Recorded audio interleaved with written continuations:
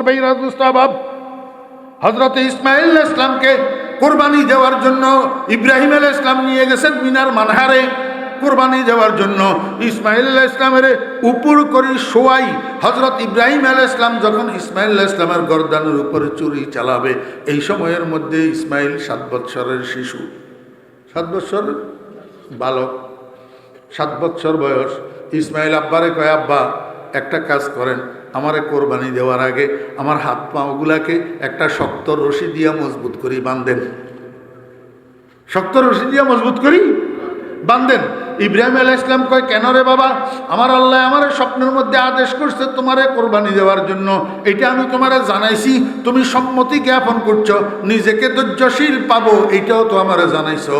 হাত পাও রশি দিয়া বাঁধতে হয়, জোর করি কেউ রে কতল করলে, কেউ রে জোর করি জবাই করলে।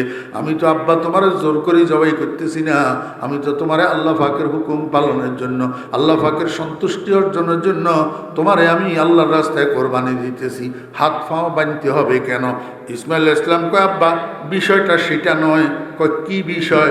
কয়, আমিও তো মানুষ, আপনি যখন আমার গর্দানের উপরে ছুরি চালাইবেন আমি একটু ব্যথা পাবো, ব্যথা পাইতে গেলে ব্যথার চোটে আমি একটু নড়াচড়া করব, একটু লাফালাফি সাইড্ডি করব। এই সাইড্ডি করতে যাইয়া আমার পাও যদি আপনার শরীর মোবারকের সাথে লাগে, আপনি তো আমার আব্বা, আমি তো আপনার সন্তান, আমার পাও আপনার শরীর মোবারকের সাথে লাগলে আমার বেয়াদবি হইয়া যাবে, বেয়াদবি। আর না জানি এই বেয়াদবির কারণে আল্লাহ হয়তো আমার এত বড় কোরবানিটা কবুল নাও করতে পারে। এই জন্য বলতেছি আব্বা, আমার বেয়াদবি যেন না হয়, আমার পাও যেন আপনার শরীরের সাথে না লাগে, আমার হাত পাগুলাকে একটু বাঁধিয়ে দেন। আপনারা কিতাব দেখেন, ঐতিহাসিকেরা লিখতেছে 7 বৎসরের ইসমাঈল পিতৃত্বের মর্যাদা কোথায় শিখলো? ওই মিয়া, পিতৃত্বের সম্মান, পিতার গায়ের সাথে সন্তানের পাওয়া লাগলে বেয়াদবি হয়, এই শিক্ষা ইসমাঈল পাইল কোথায়? সে 7 বছরের সন্তান, এখনো তো ইসমাঈল কোনো পাঠশালায় ভর্তি হয় নাই, কোনো শিক্ষকের সামনে বসে নাই। না মক্তব কি কারামত থি, না ফয়জানে নবুয়ত থা, না মক্তব কি करामत थी न फैजान नबूवत था, सिखाया किसने इस्माइल को आदाब फरजंदी, सिखाया किसने इस्माइल को आदाब बेफरजंदी।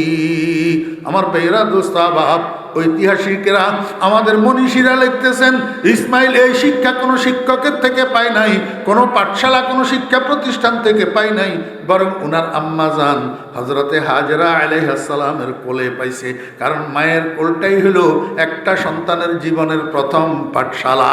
এই মায়ের কোলে সন্তান ভালো শিক্ষা যদি পায় তাহলে সন্তান মানুষের মতো মানুষ হয়, মায়ের কোলে সন্তান যদি ভালো শিক্ষা না পায় তাহলে সন্তান মানুষের মতো মানুষ হয় না।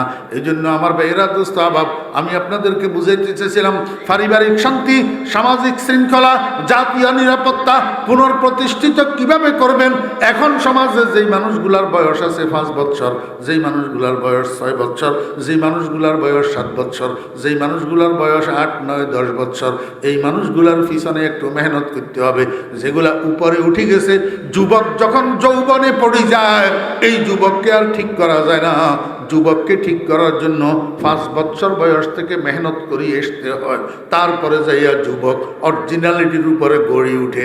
একটা যুবক যদি অরিজিনালিটির উপরে গড়ে উঠে তাহলে এই যুবকের দ্বারা পারিবারিক শান্তি বিঘ্নিত হবে না, এই যুবকের দ্বারা সামাজিক শৃঙ্খলা বিঘ্নিত হবে না, এই যুবকের দ্বারা জাতীয় নিরাপত্তা বিঘ্নিত হবে না। এবার বন্ধুরা, ভাইয়েরা, মুসলমানেরা, রাস্তা 2টা আছে, একটা জেনারেল আর একটা অ্যারাবিক, একটা জেনারেল আর একটা অ্যারাবিক। আপনার সন্তানের সুসন্তান হিসাবে গড়ে তোলার জন্য আপনি কোনটাতে পরিচালিত করবেন এখন সিদ্ধান্ত নেবেন, আর কিয়ামতের ময়দানে জবাব দিবেন। কিয়ামতের ময়দানে আল্লাহ পাকের আদালতে আপনার সন্তানের জন্য যখন জাহান্নামে যাওয়ার সিদ্ধান্ত হবে, আল্লাহর আদালতে আপনার সন্তান আপনার বিরুদ্ধে মামলা করবে। ওয়াকালু রব্বানা ইন্না আতা'না সাদাতানা ওয়া কুবারানা ফাআদাল্লুনাস সাবিলা।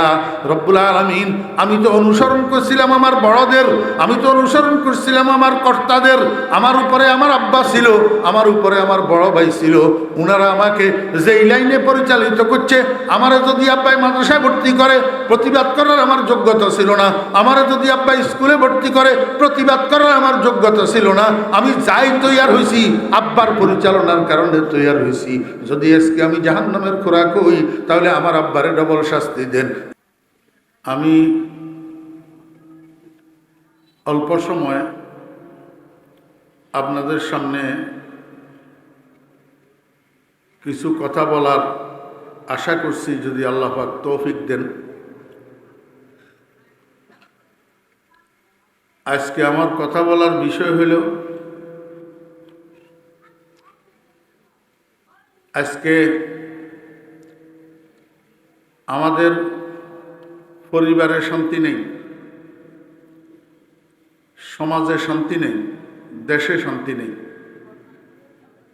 শৃঙ্খলা নেই, নিরাপত্তা নাই। এটার কারণ কি এবং এটার থেকে উত্তরণের উপায় কি? পারিবারিক শান্তি, সামাজিক শৃঙ্খলা, জাতীয় নিরাপত্তা কিভাবে পুনঃপ্রতিষ্ঠিত করা যায়, এই বিষয়ের উপরে অল্প কিছু আলোচনা আপনাদের খেদমতে রাখার আশাবাদী। ওয়ামা তৌফিক ইল্লা বিল্লাহ।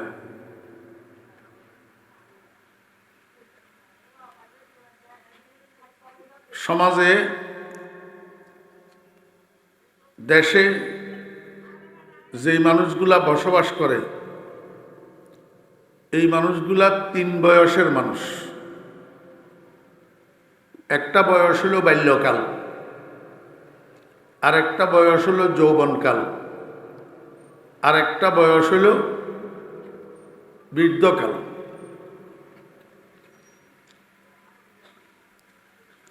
বাল্যকালের আগে আরেকটা বয়স আছে, সেটার নাম শিশুকাল।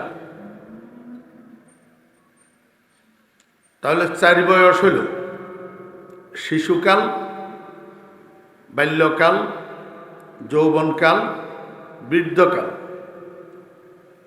তা আপনারা আমরা সবাই জানি, পরিবারে, সমাজে, রাষ্ট্রে শান্তি শৃঙ্খলা নিরাপত্তা বিঘ্নিত হয় এক বয়সের মানুষের দ্বারা, যেটাকে বলে যৌবনকাল। শিশুরা সন্ত্রাস করে না, শিশুরা সন্ত্রাস করে না, বালকেরা সন্ত্রাস করে না, বৃদ্ধরা সন্ত্রাস করে না, সন্ত্রাস করে যৌবনকালের মানুষেরা। তাহলে এই সন্ত্রাস, এই ক্রাইম, অপরাধ, অনৈতিক কাজ, চুরি, ডাকাতি, হানাহানি, রাহাজানি, খুনখারাবি, লুটতরাজ, নারী ধর্ষণ, নারী নির্যাতন সহ যত অন্যায় অপরাধ আছে, এই অন্যায় অপরাধগুলা রোধ করার জন্য যুবকদেরকে ঠিক করতে হবে। কাদেরকে ঠিক করতে হবে? যুবকদেরকে।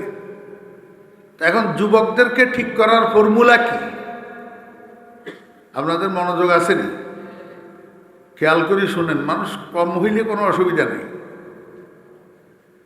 আপনাদের তো অসুবিধা নেই, আপনারা শুনবেন না। শুধু মানুষ কম হইলে যে বলে তার কাছে হয়তো খারাপ লাগে, তার বয়ান আসে না।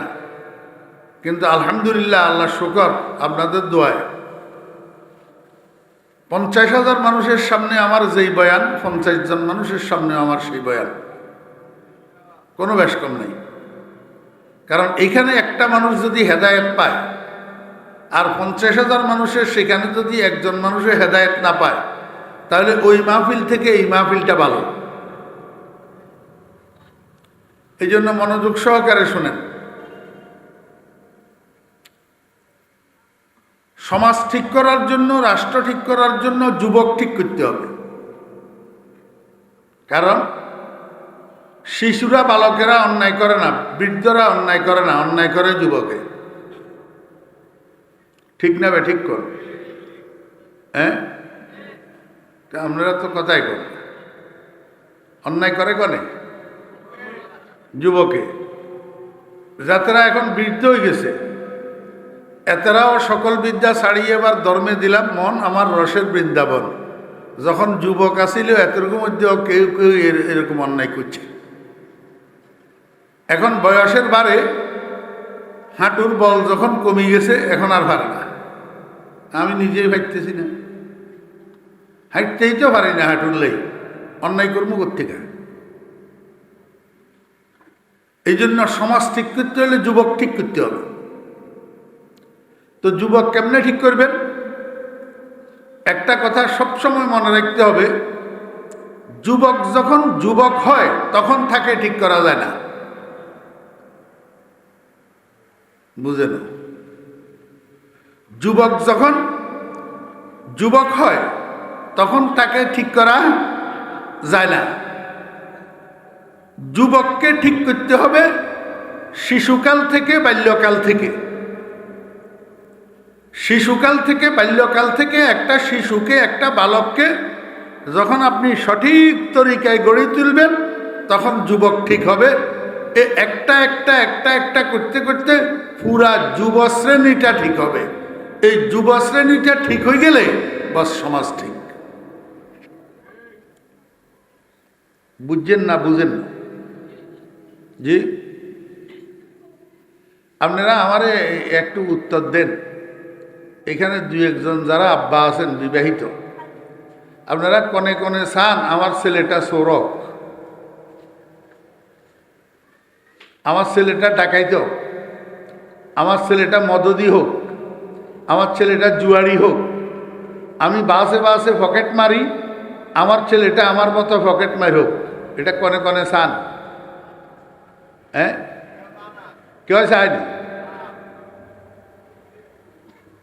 আর যাতে মদের ভিতরে ডুবি থাকে, হেতেরেও যদি আপনি জিজ্ঞাসা করেন যে ভাই তুই তো মদ খাও বালা করি, তোমার হোলা গো তোমার মতো এরকম মদ দিও কি কত বাস্তা করুল্লা, দরকার নেই, আয় ঐসি আর হোলা মদ দিন হোক।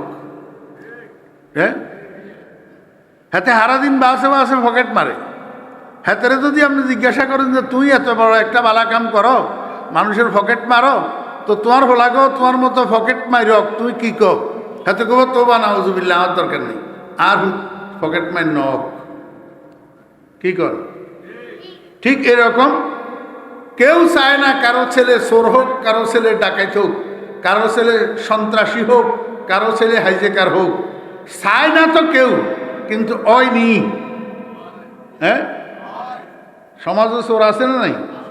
ডাকাইত আসেনি? সন্ত্রাসী আসেনি? হাইজেকার আসেনি? তো চায় না তো কোনো বাপে আমার হোলা চোরক, কিন্তু ওই কন্তুম বোঝা যায় কেউ না কেউ হোলা নষ্ট করে, কেউ না কেউ হোলা কি করে? নষ্ট করে। এখন আপনি যদি সামাজিক শান্তি প্রতিষ্ঠা করতে চান, জাতীয় নিরাপত্তা প্রতিষ্ঠা করতে চান, যদি সামাজিক শৃঙ্খলা প্রতিষ্ঠা করতে চান, তাহলে এতের করে ঠিক করতে হইব, এতের করে চিহ্নিত করতে হইব যারা হোলা নষ্ট করার কারিগর।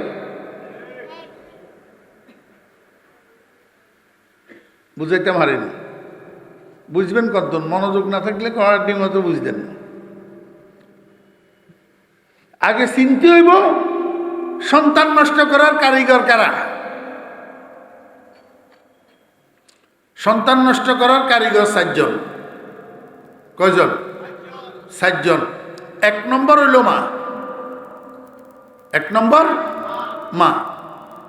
এখন মাইকের আওয়াজে আমার মা বোনেরা বাসা বাড়ি থেকে বয়ান শুনলে এবার আমার উপরে মনে কষ্ট নিব, কব হুজুরে এইটা কিয়া কইল?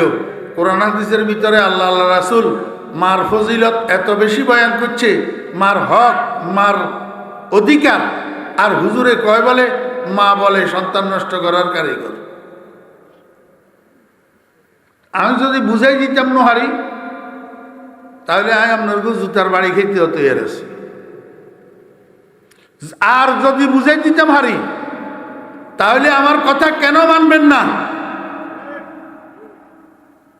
সন্তান নষ্ট করে 4 জনে, এই 4 জনের প্রথম হইল মা, প্রথম মা। কেন? বাকি 3 জনের সন্তান নষ্ট করে সন্তান ভূমিষ্ঠ হওয়ার পর। দেখা পাইলে না নষ্ট করে, দেখা পাইবার আগে নষ্ট করব নি? কিন্তু মায়ের সন্তান নষ্ট করে ফেটে থাকতে,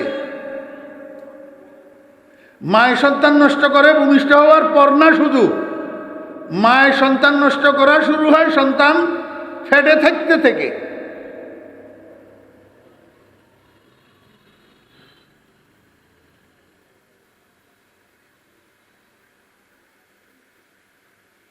দোস্ত কিছে তোমার, কি সমস্যা?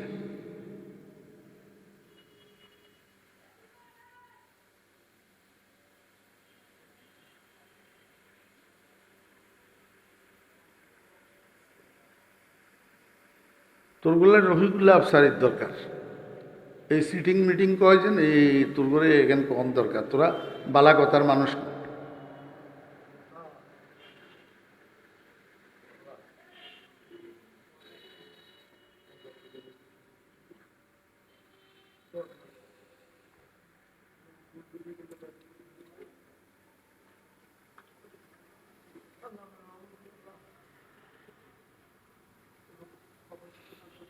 আমি অমনোযোগী মানুষ দেখলে আমার মুখের তোনার কথা বার হয় না।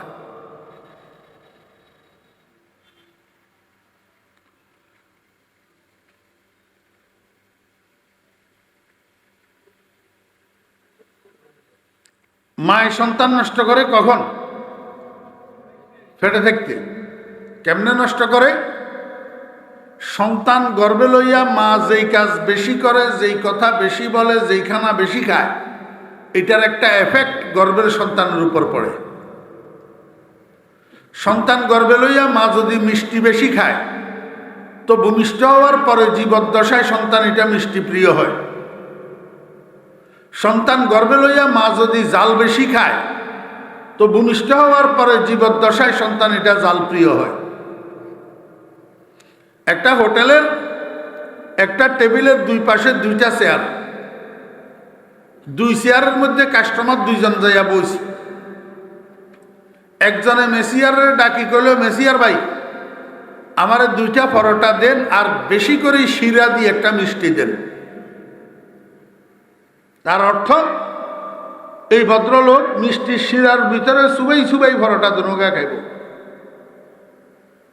আরেকজনে মেসিয়ারের অর্ডার দিল, মেসিয়ার ভাই আমারে 2টা পরোটা দেন, আর বেশি করে কাঁচা মরিচ দিয়ে একটা ডিম মামলেট দিত কোন। তাহলে এই 2টা অর্ডারের থেকে আপনারা কি বুঝলেন? যে একজন কাস্টমার মিষ্টি প্রিয়, আরেকজন কাস্টমার জাল প্রিয়। ঠিক না বে? ঠিক কর। এমনি দেখতে শুনতে দুজন একরকম ন? কেউ তো চোখ 3 গা নাকি, না কান 4 ব্যাজ্ঞান এক ন, কিন্তু রুচি ভিন্ন। রুচি ভিন্ন, একেবারে হুবহু তাই। এ দেখবেন রাস্তার উপরে মানুষ বেগুন আড়ে, যে বেগুনের চোখ কান হাত ঠ্যাং বেগুন একরকম, কিন্তু গতি ভিন্ন, রুচি ভিন্ন। সুমনি বাজারিতে যত মানুষ ঘুরে, দেখতে শুনতে চোখ কান হাত পাও বেগুন এক কিসিম, কিন্তু কতগুলা মানুষের গতি মসজিদের দিকে, আর কতগুলা মানুষের গতি মন্দিরের দিকে। গতি সমান নেই। মসজিদের দিকে গতিকার ইমানদারের, আর মন্দিরের দিকে গতিকার বেঈমানের। মাইলে মোমেন সোয়ে মসজিদ মিশাওয়াদ, মাইলে মোমেন সোয়ে মসজিদ মিশাওয়াদ, মাইলে হিন্দু সোয়ে মন্দির মিশাওয়াদ। দেখতে শুনতে একরকম, কিন্তু গতি ভিন্ন। আল্লাহু আকবার। দেখতে শুনতে একরকম, কিন্তু রুচি ভিন্ন। রুচি ভিন্ন। একজনের রুচি হলো মিষ্টি, আরেকজনের রুচি হলো জাল। ঠিক তদ্রুপ একজনের রুচি হলো ওয়াজ মাহফিল, আরেকজনের রুচি হলো নাটকের অনুষ্ঠান। রুচি। বাসের ভিতরে উঠছে প্যাসেঞ্জার, একজনে কয় সুপারভাইজার সাহেব একটা গানের ক্যাসেট লাগান, আরেকজনে কয় এই সুপারভাইজার খবরদার, এই গাড়ির মধ্যে কোনো গান বাজতে পারবে না, যদি থাকে ওয়াজের ক্যাসেট লাগা। আরেকজনে কয় এই সুপারভাইজার এখানে কোনো ওয়াজ কোনো গান কিচ্ছু চলবে না, আমরা ঘুমামো, কোনো ক্যাসেট লাগাইও না। রুচি একরকম না ভিন্ন? আল্লাহু আকবার। কেউ রাত্রে 3টা পর্যন্ত মোবাইল টিভি ইউটিউব চালাই, ফ্রি ফায়ার খেলি, ফেসবুক চালাই, রাত্রে 3টা বাজে ঘুম যার। আর কেউ রাত্রে 3টা বাজে ঘুমাতুন উঠি ঠান্ডা পানি দিয়ে অজু করি তাহাজ্জুদের মুসল্লায় দাঁড়া। বেশ কম আছে না নাই? রুচি বেশ কম, গতি বেশ কম। আল্লাহ। সিফাতে নফসামা শাহওয়াতে গুজিদন, সিফাতে দিলহামাতাত বেকারদান।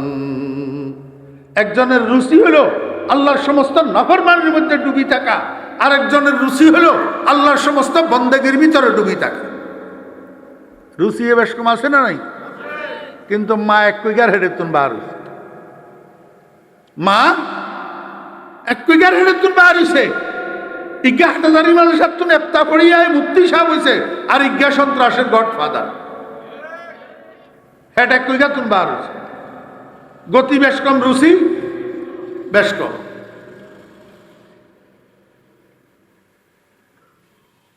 আমি আপনার ঘরে যে কথা বুঝাইতে চাইছিলাম যে একই হোটেলের একই টেবিলের দুই পাশে কাস্টমার দুইজন বসছে, একজনে অর্ডার দিল 2টা পরোটা বেশি করে শিরা দি একটা মিষ্টি, আরেকজনে অর্ডার দিল বেশি করে কাঁচামরিচ দিয়ে একটা ডিম মামলেট।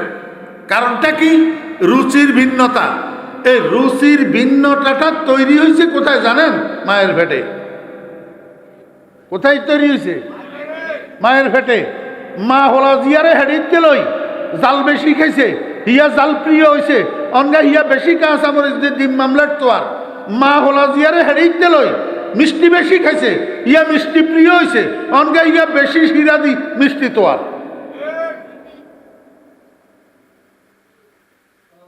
কথারে মনে রাখেন, মনে রাখলে ওয়াজ কামে লাগে, মনে না রাখলে ওয়াজ কামে লাগে না।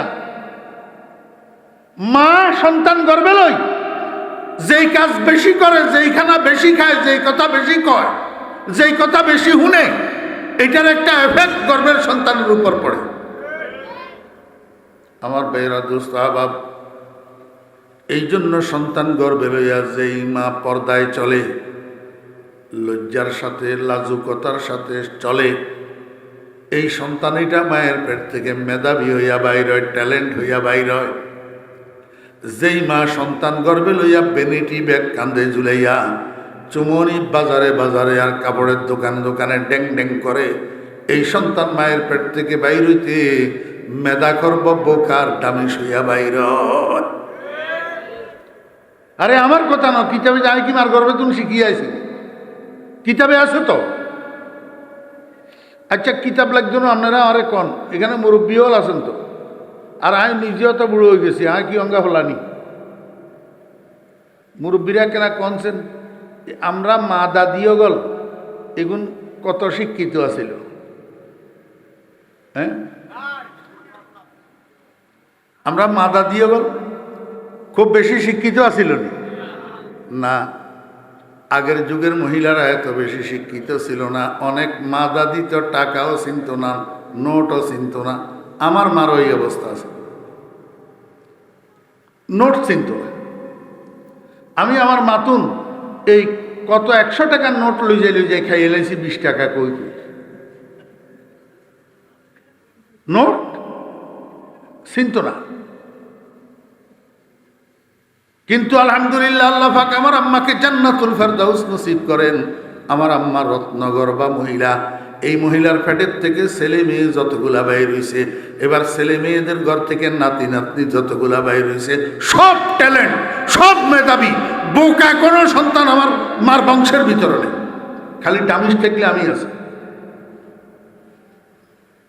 বোকা নাই। চ্যালেঞ্জ, আপনারা খবর লন তাহলে। আমার বাগিনা বাগনিও গল, আমার বাতিজা বাতিজিও গল, আর গুণ বোকা নাই। এটা মায়ের গর্বের গুণ। আর এখন আল্ট্রা মডার্ন যুগের আল্ট্রা মডার্ন শিক্ষিত মহিলারা বাচ্চারে পড়াইতেছে, দুই চারটা পাঁচটা হাউস টিউটর, টিউশন মাস্টার বাসায় রাখি পড়ায়, কোচিং করায়। এরপরেও দেখা গেছে 10 বিষয়ে পরীক্ষা দিলে 5 বিষয়ে ফেল মারে। কারণটা কি? মার পর্দা নাই, মার পর্দা নাই। খোদার কসম করি কইলাম, মায়ের পর্দায় সন্তান ট্যালেন্ট হয়, মা বেপর্দা চললে সন্তান ডামিস আর মেধা করব।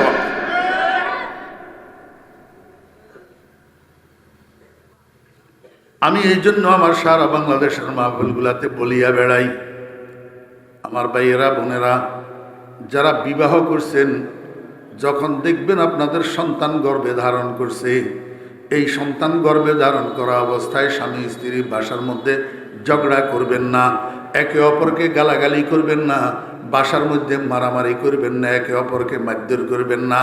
যদি সন্তান গর্ভে থাকা অবস্থায় এগুলা করেন, তো ভূমিষ্ঠ হওয়ার পরে আপনার এই সন্তান বেয়াদব ছাড়া আর সন্ত্রাসী ছাড়া আর কিছু হবে না। কারণ হেতু তোর ঝগড়া চারটি গালাগালি মারফেড়ে তুই শিখিয়াছ।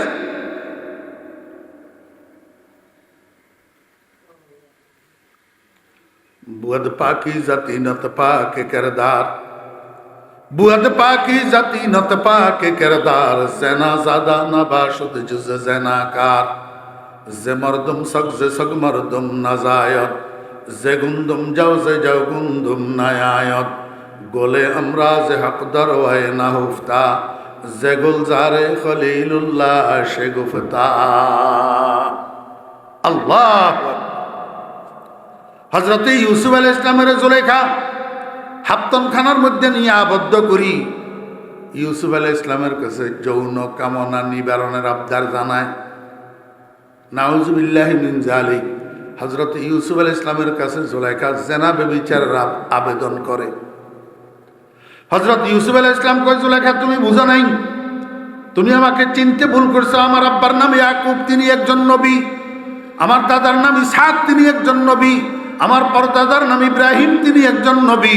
আমি ইব্রাহিমের নবুয়তের বাগানের পবিত্র ফুল, এমন পবিত্র ফুলের কাছে তুমি জেনা ব্যভিচারের মতো অপবিত্র কাজের কামনা করতে পারো না, আবদার করতে পারো না। তোমার এই কামনা কসমিন কালেও পুরা হবে না। কারণ মানুষের পেট থেকে মানুষ জন্ম নেয়, কুকুর জন্ম নেয় না। কুকুরের পেট থেকে কুকুরের বাচ্চা জন্মায়, মানুষের বাচ্চা জন্মায় না। ধানের ছড়ার ভিতরে ধান পাওয়া যায়, গম পাওয়া যায় না। গমের ছড়ার মধ্যে গম পাওয়া যায়, ধান পাওয়া যায় না। মা বাপ যদি পবিত্র হয়, সন্তান কোনোদিন অপবিত্র হয় না। আর মা বাপ যদি অপবিত্র হয়, সন্তান চরিত্রবান হয় না। বুয়াদ পাকি জাতি নত পাকে কেরদার, জেনা জাদা নবাশুদ জুজ জেনাকার, যে মরদুম সগ যে সগ মরদুম নাজায়দ, যে গুন্দুম যাও যে যাও গুন্দুম নায়ায়দ, গোলে আমরা যে হকদার ওয়ায় না হুফতা, যে গুলজারে খলিলুল্লাহ সে গুফতা। আব্দুল কাদের জিলানী রহমতুল্লাহ নাম শুনছেন নি আপনারা? জি।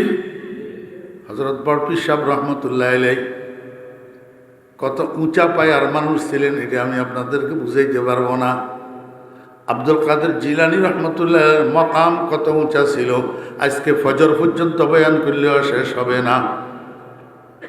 মুরিদি লা তাখাফ আল্লাহু রাব্বি আতানি রিফাতান নিলতুল মালি, ওয়া কুল্লু ওয়ালিয়িন আলা কদমি ওয়া ইন্নী আলা কদমিন নবিয়্যি বদরিল কামালি, দারাস্তুল ইলমা হাত্তা সিরতু কুতবান ওয়ানিলতু সা'দা মিন মাওলাল মাওয়ালি। এই কথাগুলো আব্দুল কাদের জিলানী রাহমাতুল্লাহ আলাইহির আমি অনুবাদ করতেছি না, শুধু পড়লাম ওলামায়ে কেরামরা যাতে বুঝে। আমার ভাইয়েরা, দোস্ত আহবাব, এমন কথা আব্দুল কাদের জিলানীর মুখ ছাড়া আর কারো মুখের থেকে বাইর হবে যে এমন মায়ের পোলা দুনিয়াতে জন্ম নেয় নাই। দারাস্তুল ইলমা হাত্তা সিরতু কুতুবান ওয়ানিলতু সা'দা মিন মাওলাল মাওয়ালি আলা কদমি ওয়া ইন্নী আলা কদমিন নবিয়্যি বদরিল কামালি। আল্লাহু আকবার। আব্দুল কাদের জিলানী রাহমাতুল্লাহ আলাইহির বয়স যখন 6 বছর, উনার জীবনের মধ্যে কিতাবের মধ্যে লিখে আব্দুল কাদের জিলানী রাহমাতুল্লাহ আলাইহির বয়স যখন 6 বছর, উনার আম্মা উনাকে নিয়ে গেছে একটা হাফেজিয়া মাদ্রাসায়। হাফেজিয়া মাদ্রাসায় নিয়ে হাফেজ শাহ হুজুরের কয়, হাফেজ শাহ হুজুর, এইটা আমার ছেলে, নাম আব্দুল কাদের, বয়স 6 বছর, এখনো পর্যন্ত আমি কোনো শিক্ষা প্রতিষ্ঠানে ভর্তি করি নাই, কোনো ওস্তাদের সামনে বসাই নাই, এই জীবনের শুরুতে সর্বপ্রথম আপনার কাছে নিয়ে আসলাম। হ্যালো, ওই ব্যাক কল দিনে ফোন করতে পারছ না? দিনে কোথায় যাও? বয়ানের মাঝখানে কেন ফোন করো? একবার ফোন রিসিভ করি নাই, এরপরে আবারও করছি।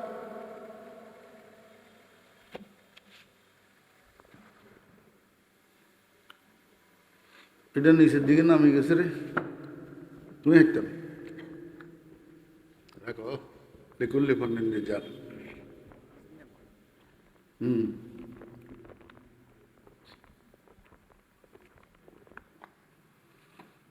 বন্ধ করে দি।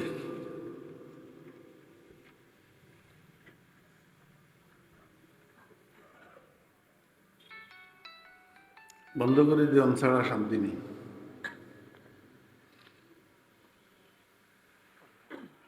আপনারা কোন যে হুজুর এত গরম হইল, জ্বালাই কইলা করি এত করতে একটা না, হ্যাঁ সবাই কেন অত করতে পারি না? এগুলোর লাই কোনো টাইম বুঝে না, টেবিল বুঝে না, নামাজের টাইম বুঝে না, শোয়ার টাইম বুঝে না। রাত্রে 1টা বাজে ফোন করি, কয় হুজুর ইজ্ঞা তারিখের দরকার, রাত্রে 1টা বাজে, এত ব্যাক করল না।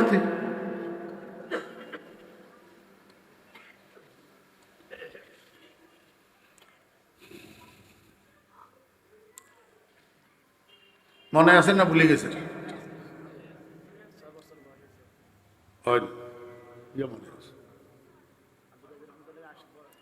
হাফেজ শাহ হুজুর, এটা আমার ছেলে, নাম আব্দুল কাদের, বয়স এখনো পর্যন্ত কোনো শিক্ষা প্রতিষ্ঠানে ভর্তি, কোনো ওস্তাদের সামনে বসাই নেই, এই জীবনে প্রথম আমার ছেলেটাকে আপনার কাছে নিয়ে আসছি একটা আরজু নিয়ে। ভাই বসেন না। জীবনে প্রথম আমার ছেলেটাকে নিয়ে আসছি আপনার কাছে একটা আরজু নিয়া। আরজু হইল আমার পোলাটা পরে যা হবে হবে, জীবনের শুরুতে আগে হাফেজে কোরআন হবে। কি হবে? আমরা করতে হুত নাই, নাতি নাই, আপনারা মুসলমান, এই আরজু আপনার বুক আছে, আপনার বড় বুক আছে, আইয়ে নাকা। আমার ভাইয়েরা, দোস্ত আহবাব, সমস্ত মুসলমান মায়েরা যদি এই আরজু করত, আমার ছেলে পরে ইঞ্জিনিয়ার হবে, ডাক্তার হবে, মুফতি হবে, মুহাদ্দিস হবে, জজ হবে, ব্যারিস্টার হবে, তাতে কোনো অসুবিধা নাই। কিন্তু জীবনের শুরুতে আমার ছেলেটাকে আমি হাফেজে কোরআন বানাবো, এটা আমার আরজু। এই আরজু যদি সমস্ত মায়ের কাছে থাকতো, আজকে প্লেনের পাইলটগুলা হাফেজে কোরআন হইতো, রেলগাড়ির ড্রাইভারটা হাফেজে কোরআন হইতো, ওই যে সুপ্রিম কোর্টের পিপিটা হাফেজে কোরআন হইতো, আমার বাংলাদেশের প্রধান বিচারপতি হাফেজে কোরআন হইতো, আমরা জজগুলা হাফেজে কোরআন হইতো। যদি মুসলমান মায়েরা এই আরজু করতো, আমার ছেলে জীবনের শুরুতে হাফেজে কোরআন হবে, এই আরজু মুসলমান ভাইদের কাছে আছে, মুসলমান আব্বাদের কাছে আছে। এখন তো মুসলমান আব্বারা এমন ফোলা তৈয়ার করে, এত বড় বড় সাইতা কথা কয়, এক কথা 5 মণ ওজন। বাপের জানাজার নামাজ পড়তে গেলে দোয়াটা শুদ্ধ করে মুখস্থ জানে না।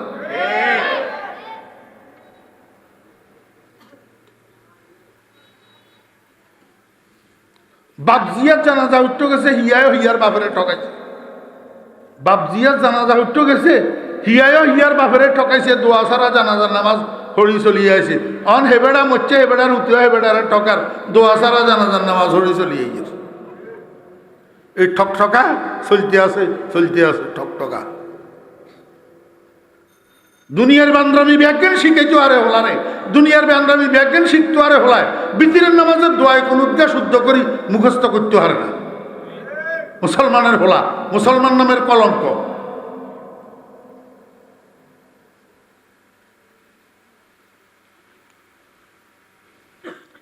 আপনারা কইবেন হুজুর এত কড়াকড়ি কন, কারে কড়াকড়ি কইতেন না? ক্যান্সার ইঞ্জিন ধরলে এটা মলম লাগাইলে ক্যান্সার ভালো হইতো না, কাড়িয়া লাগিয়ে লাগে, নইলে ক্যান্সার সারা শরীরে ছড়াই যাবে। এখন তো ক্যান্সার হিন্দুয়ানি প্রথা, ইহুদি খ্রিস্টানের প্রথা, ইহুদি খ্রিস্টানের সংস্কৃতি, হিন্দুয়ানি সংস্কৃতি মুসলমান সমাজে ক্যান্সারের মতো প্রসারিত। মুসলমানের হোলারা মুসলমানই কি জিনিস বুঝে না, দুর্গা পূজা বুঝে।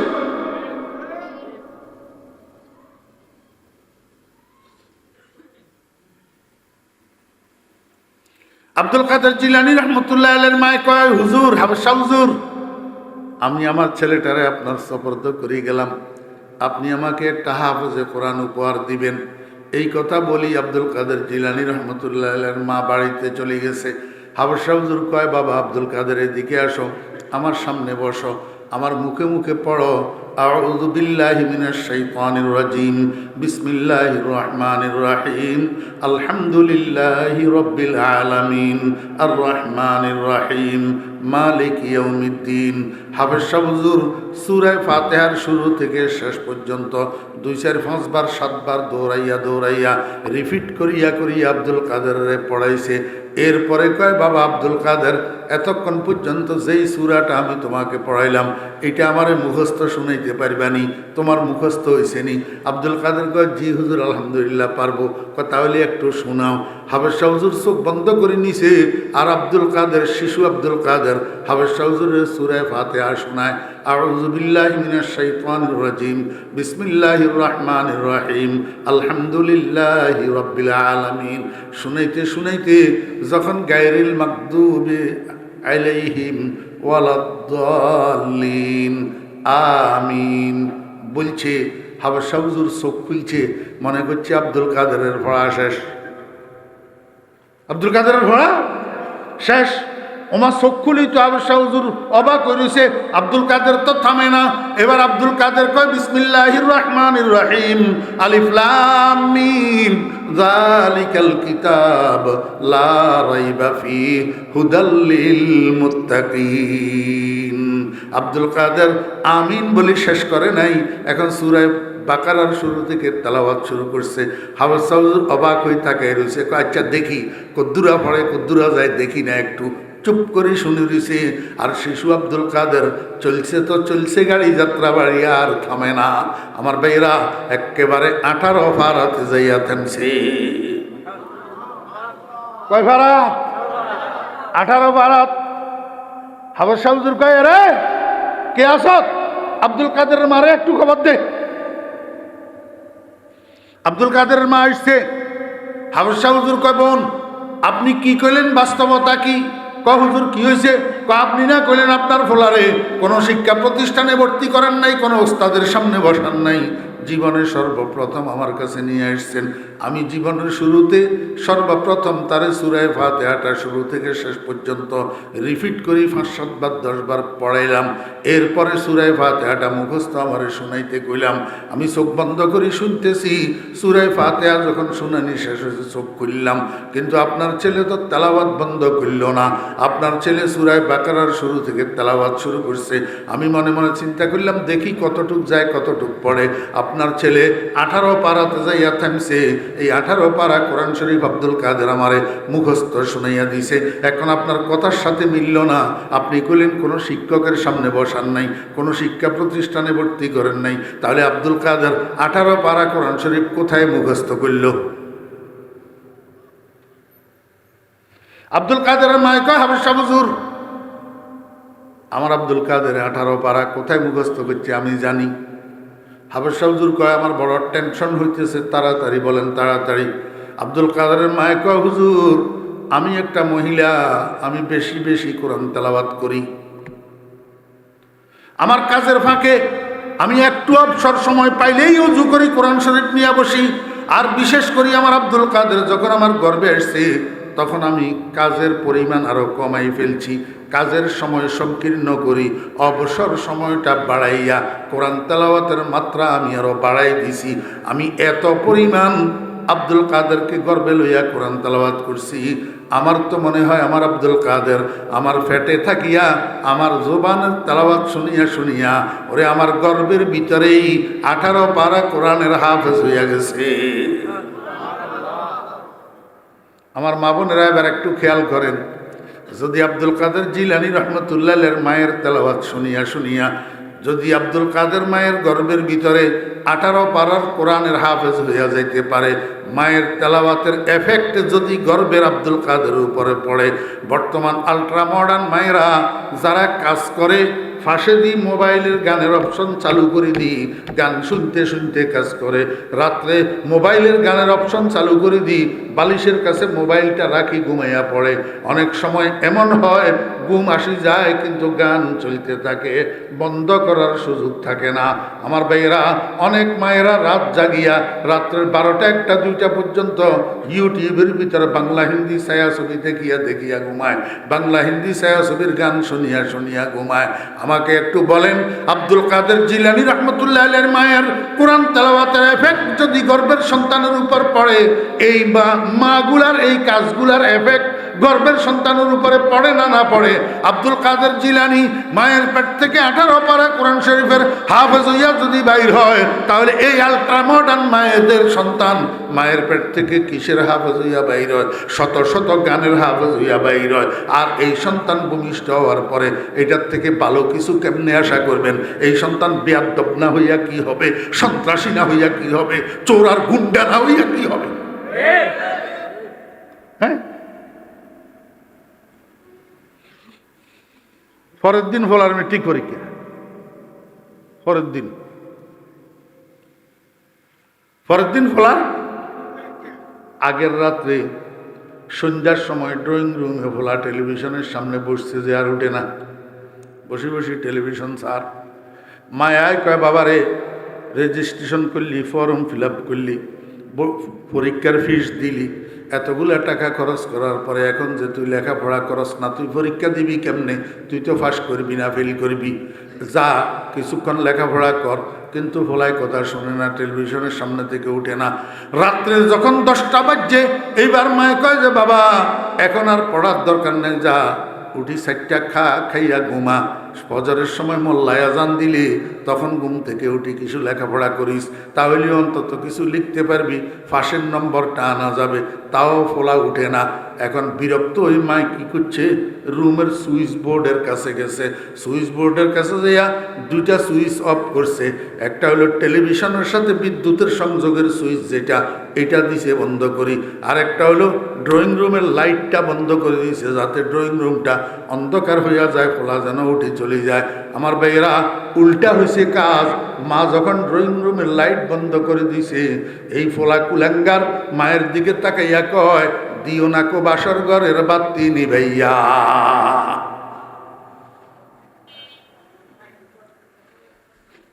যেগুনের ঠোঁড়েইতে আসনি এর এগুনের তাহায়া সরম নাই, যেগুনের ঠোঁড়েইতে আসনি এর এগুনের তাহায়া সরম নাই। কোন সুসন্তানের মুখ থেকে মায়ের জন্য এই কথা বাইর হয়? হ্যাঁ, আস্তাগফিরুল্লাহ, লা হাওলা ওয়ালা কুওয়াতা ইল্লা বিল্লাহ। মেট্রিক পরীক্ষার্থী একটা ফোলার বয়স কত? কয় না,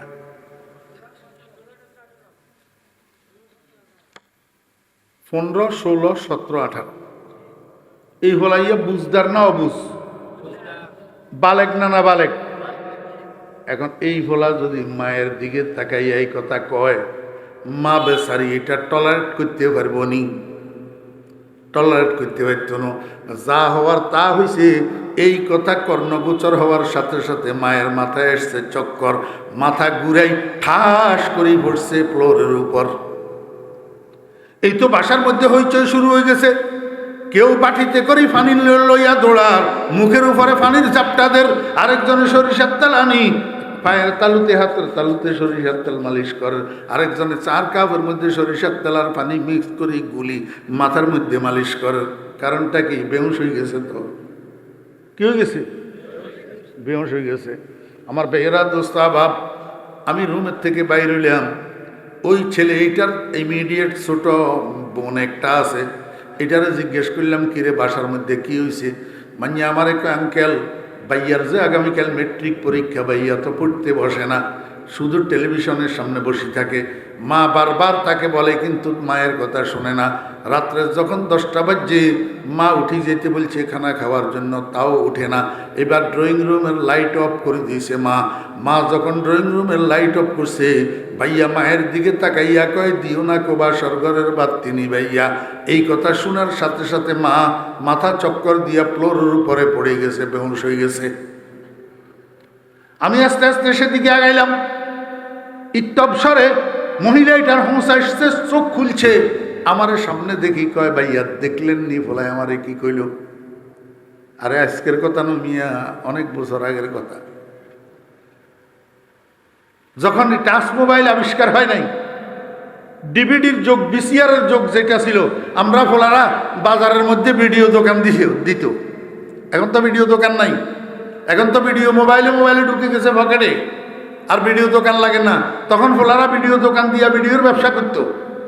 ডিভিডি সেট যুগ, এত বড় বড় সিনেমার ক্যাসেট, বাংলা সিনেমার, হিন্দি সিনেমার ক্যাসেট ডিভিডি মেশিনের ভিতরে ঢুকাইয়া, এই ডিভিডি মেশিনের কানেকশন টেলিভিশনের লগে লাগাইলে টেলিভিশনের মধ্যে পূর্ণ দৈর্ঘ্য ছায়াছবি 3 ঘন্টা পর্যন্ত দেখায়। এগুলা চাইতো মানুষে ঘরে ঘরে, এগুলা মা কয় না লাগে যে আপনারা কিছু দেখেন না লাগে, খালি একখানে আয় দেখছি লাগে। হ্যাঁ,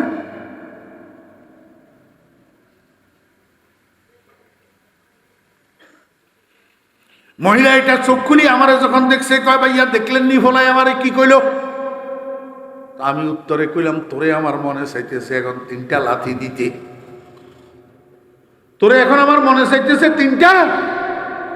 ঘরের মানুষ সব আমার দিকে তাকাই রয়েছে, ফেল করি। বেচারি বেহুশ হয়েছে, আবার হুঁশের মধ্যে আসছে। হুজুরের সাক্ষী করল। এখন হুজুরে এইটা কিয়া কইল, বলে 3 লাথি দিত। তা আমি এদেরকে কইলাম তোরা আমার দিকে ফেল করি কি সরে? আমি 3 লাথি দিতাম, কইছি এমনি কইনো, তোরা তো জানোস না ব্যাকগ্রাউন্ড। এই মাইয়াইয়ার নাম থুইছিও আমি, এটার বিয়ের কলমা পড়াইছিও আমি। চিন্তা করেন, একটা মাইয়ার নাম তো নতুন বিয়ের কলমা পড়ানোর জন্য মাঝখান দিয়ে 16-17 বছর 18 বছরের গ্যাপ নাও। নাম থুইছিও আমি, বিয়ার কলমা পড়াইছি আমি। যে স্বামীর কাছে মাইয়া ইয়ারে বিয়া দিয়েছে, স্বামী একটা বিজনেস ম্যাগনেট, বিরাট ব্যবসায়ী। আমার বেয়েরা দোস্ত বাবা, প্রতি রাত্রে স্বামী দোকান বন্ধ করিয়া আসার সময় দুইটা ক্যাসেট নিয়ে আসে, সিনেমার ক্যাসেট, ছায়াছবির ক্যাসেট, বাংলা হিন্দি ছায়াছবির 2টা ক্যাসেট নিয়ে আসে। শুইয়া টেলিভিশনের মধ্যে ডিভিডির ভিতরে ক্যাসেট এগুলা লাগাই। পূর্ণ দৈর্ঘ্য 2টা ছায়াছবি দেখা ছাড়া এই স্বামী স্ত্রী দম্পতি এক রাত্রেও ঘুমায় না, এক রাত্রেও ঘুমায় না। তখন আমি মেয়ে এটারে বলছিলাম, এই সাবধান হইয়া যা, তোর ফেটে কিন্তু সন্তান, তোর ফেটে যেভাবে শুরু করছো তোরা স্বামী স্ত্রী, প্রতি রাত্রে এইভাবে 1টা 2টা 3টা ছায়াছবি দেখা ছাড়া তোদের চোখে ঘুম আসে না। ফেটে কিন্তু সন্তান, সন্তানের কথা কেন খেয়াল করস না? সন্তান গর্ভে থাকা অবস্থায় মায়ে যেই কাজ বেশি করে, যেই কথা বেশি বলে, যেই কথা বেশি শুনে, যেইখানা বেশি খায়, এটার একটা এফেক্ট গর্ভের সন্তানের উপর পড়ে। সন্তান যখন ভূমিষ্ঠ হবে, বড় হবে, তখন তুই পস্তাইবি আমি তোরে বললাম। আমার কথা তখন শুনে নাই।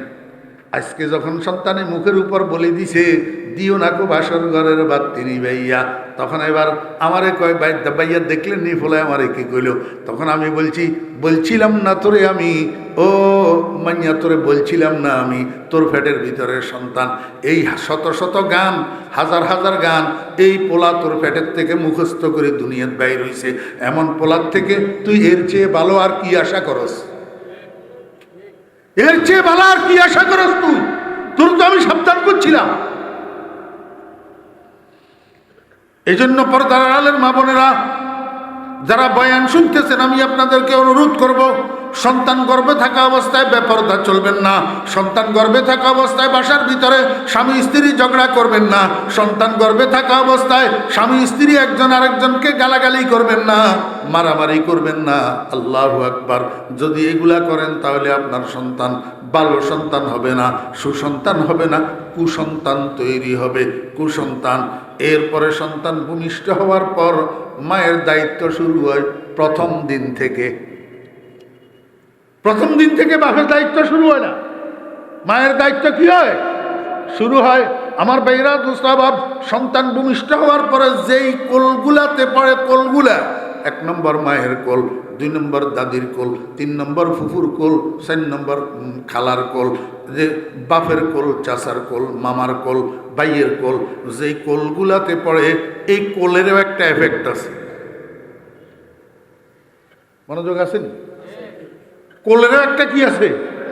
কালান নবী সাল্লাল্লাহু আলাইহি ওয়াসাল্লাম কুল্লু মাউলুদিন ইউলাদু আলাল ফিতরাত ফাআবাওয়াহু ইউহাব্বিদানিহি আও ইউনাসসিরানিহি আও ইউমাজ্জিসানিহি। ওরে রে পেপার মিলের থেকে কাগজ বাইর হয়, যে সাদা বাইর হয়। কি বাইর হয়? সাদা বাইর হয়। পরে যার যেই কালারের দরকার প্রিন্টার মেশিনের মধ্যে দিয়া কালার করি নে, যার লালের দরকার লাল, হলুদের দরকার হলুদ, সবুজের দরকার সবুজ।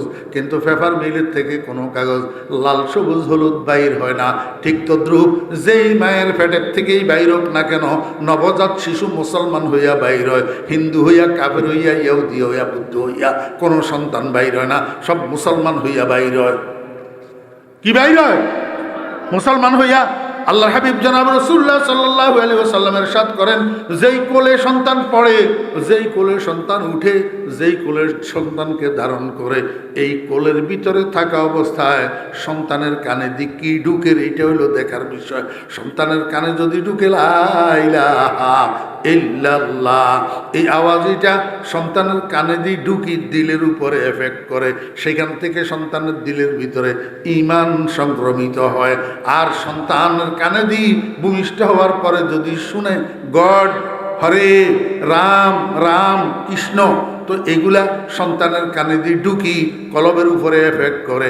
এখান থেকে সন্তানের কলবের ভিতরে কুফর আর শিরিক সংক্রমিত হয়। আমার কথা নমিয়া, আমার পেয়েরা দুস্তাবাব, এরপরে সন্তান লালন পালন হইতে হইতে হইতে হইতে দেখেন 12 মাস, 14 মাস, 15 মাস যখন বয়স হয়, আস্তে আস্তে হামাগুড়ি দিয়া দিয়া সন্তান একটু একটু আগে বাড়তে পারে। ছোট্ট একটা হালকা বিস্কিট 2 হাত 2 আঙ্গুল দিয়া এইভাবে ধরতে পারে, এরকম ক্ষমতা এখন বাচ্চার মধ্যে এসছে। এমতো অবস্থায় সন্তানে কি করে? পেশাব করি নিজের পেশাবগুলাকে নিজের হাতে ধরে, পায়খানা করি নিজের পায়খানাগুলাকে নিজের হাতে ধরে, এমনকি পেশাব পায়খানা একসাথে কসলাইয়া মিক্স করি গালের ভিতরে দিয়া দে। এই সময় মায়ের ডিউটি কি? মা দৌড়াইয়া আসি, বাচ্চার হাত ধরে, ছি ছি ছি বাবা, এটা খায় না, এটা খায় না। মা বাথরুমে নিয়া, নইলে ঘরের বাইরে নিয়া বাচ্চার হাতেরে ভালো করে সাবান দিয়ে ধুইয়া দে। ঠিক না বেঠিক? আমার ভাইয়েরা দোস্ত আবাব, এই যে বাচ্চারে পায়খানা প্রস্রাব মিক্স করা, এই জিনিসটা মুখে দিতে দিল না মা। কেন দিল না? বাচ্চারে বুঝায়, ও বাচ্চা, এটা তোমার জন্য খাদ্য না, এটা তোমার কুখাদ্য, এটা তোমার জন্য খাদ্য না, এটা তোমার অখাদ্য, এটা খায় না। যদিও এটা বুঝার বয়স বাচ্চার তখন হয় নাই, কিন্তু মাঝে তাকে অখাদ্য খাবার থেকে বারণ করলো, এটারও একটা এফেক্ট আছে। কোনো মায়ে যদি এরকম অখাদ্য খাবার থেকে বারণ করে, বাচ্চা সেখান থেকে আল্লাহর কুদরতে শিক্ষা গ্রহণ করে, এই বাচ্চার সামনে শুয়োরের গোস্ত আসবে, এই বাচ্চা ভক্ষণ করবে না, কারণ মা তাকে অবুঝ অবস্থায় শিখাই দিছে অখাদ্য খাইতে হয় না, সুখাদ্য খাইতে হয়। আমার বেহরা দুস্তাবাব, বাচ্চার বয়স যখন 3 বছর, 2 বছর, 2.5 বছর, বাচ্চা থের করে হাঁটে, আর হাঁটতে হাঁটতে যখন পেশাবের দরকার হয়, হাঁটতে হাঁটতে পেশাব করে, দাঁড়াই দাঁড়াই পেশাব করে, মা তখন কি করবে? কাঁধের উপরে 2 হাত দিয়া আলতো চাপে বাচ্চারে বসাইয়া দিবে, আর বলবে, বাবা আমরা মুসলমান, দাঁড়াই পেশাব করিও না, দাঁড়াই পেশাব করিও না। দাঁড়াই পেশাব করা আমাদের নবীজির সুন্নতের খেলাফ। বাচ্চার তখন মায়ের এই নসিহত বুঝার ক্ষমতা হয় নাই, কিন্তু তারপরেও মার এই শিক্ষা বাচ্চার উপরে আল্লাহর কুদরতের দ্বারা এফেক্ট করে। ওরে 70 বছর বয়স পর্যন্ত এই বাচ্চা রাস্তার পাশে দাঁড়াইয়া বলদের মতো আর পেশাব করবে না। কি মনে করেন আপনারা আমার ভাইরা দোস্ত আবাব? হযরত ইসমাঈল আলাইহিস সালামকে কুরবানি দেওয়ার জন্য ইব্রাহিম আলাইহিস সালাম নিয়ে গেছেন মিনার মানহারে কুরবানি দেওয়ার জন্য। ইসমাঈল আলাইহিস সালামের উপর করে শোয়াই হযরত ইব্রাহিম আলাইহিস সালাম যখন ইসমাঈল আলাইহিস সালামের গর্দানের উপরে চুরি চালাবে, এই সময়ের মধ্যে ইসমাঈল 7 বছরের শিশু, 7 বছরের বালক, 7 বছর বয়স। ইসমাঈল আব্বারে কয়, আব্বা একটা কাজ করেন, আমারে কোরবানি দেওয়ার আগে আমার হাত পাগুলাকে একটা শক্ত রশি দিয়া মজবুত করি বাঁধেন, শক্ত রশি দিয়া মজবুত করি বাঁধেন। ইব্রাহিম আলাইহিস সালাম কয়, কেন রে বাবা? আমার আল্লাহ আমার স্বপ্নের মধ্যে আদেশ করছে তোমারে কোরবানি দেওয়ার জন্য, এটা আমি তোমারে জানাইছি, তুমি সম্মতি জ্ঞাপন করছো, নিজেকে ধৈর্যশীল পাবো এটাও তো আমারে জানাইছো। হাত পাও রশি দিয়া বাঁধতে হয়, জোর করি কেউ রে কতল করলে, কেউ রে জোর করি জবাই করলে।